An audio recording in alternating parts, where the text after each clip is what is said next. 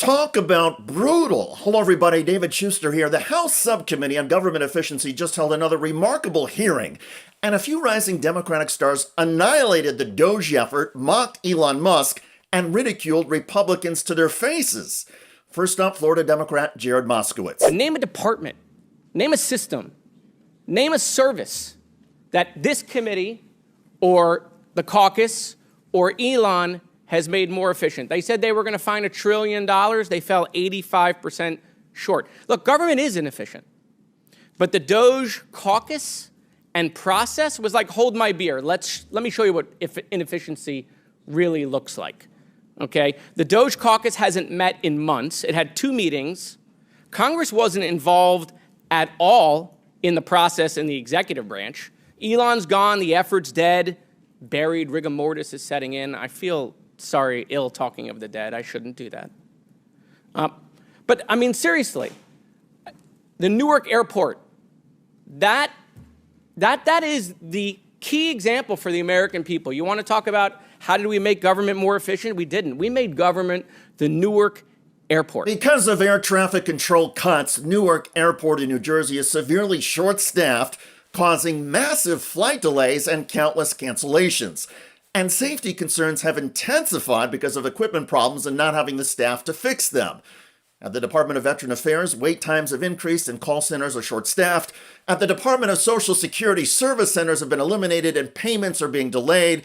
And then there's the Federal Emergency Management Agency. Certainly, we've not made FEMA more efficient. The administrator apparently doesn't know there's a hurricane season. Wait till he finds out there's 5 categories. We're going to blow his mind. Nothing has been made more efficient by DOGE. No new technology in any of these departments, no lower costs, hasn't happened, right? We promised to tackle the national deficit and debt. They haven't done that. They've made it worse by the big, bloated abomination bill, okay? I mean, Elon has turned on them, but he's telling the truth. The bill will add to the deficit, and it will add to the debt. To be fair, as Moskowitz noted, the Republican bill defunds some government programs that the GOP has long despised. This is through what's known as a rescission, or a formal process to rescind money that Congress has already allocated. So there will be a chance for all lawmakers to weigh in on some DOGE recommendations.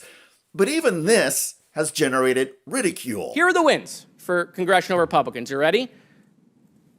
They're going to do a $9 billion rescission bill, okay, which they're going to get rid of Elmo, which the American people were clamoring for, okay, but they're going to add $2.4 trillion to the debt, $9 billion versus $2.4 trillion.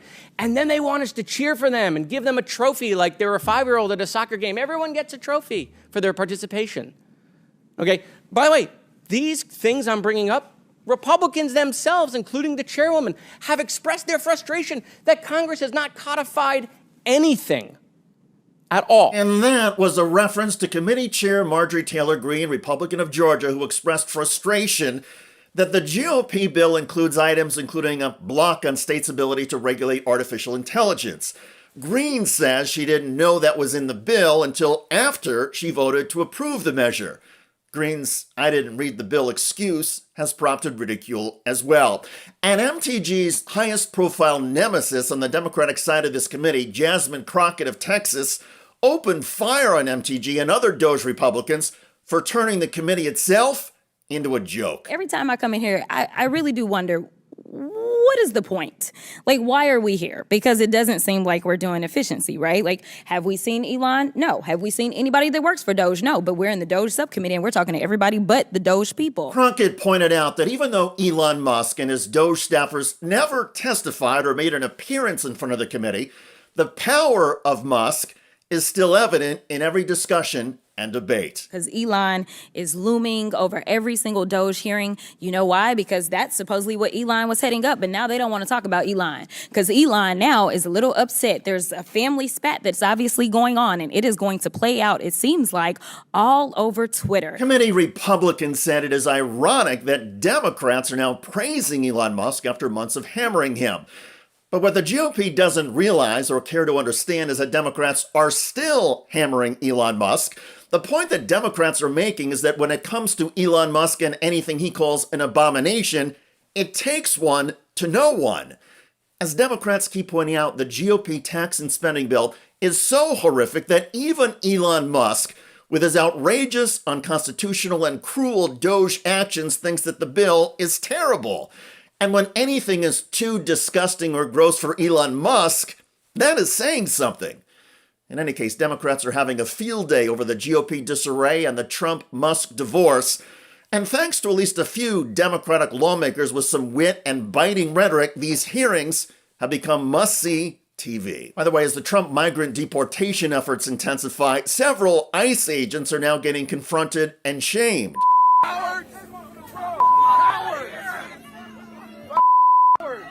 This was the scene recently in San Diego, California.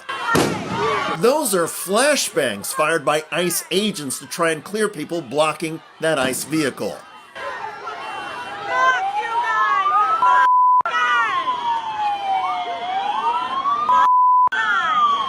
Here's another view from inside one of the Italian restaurants ICE had just raided.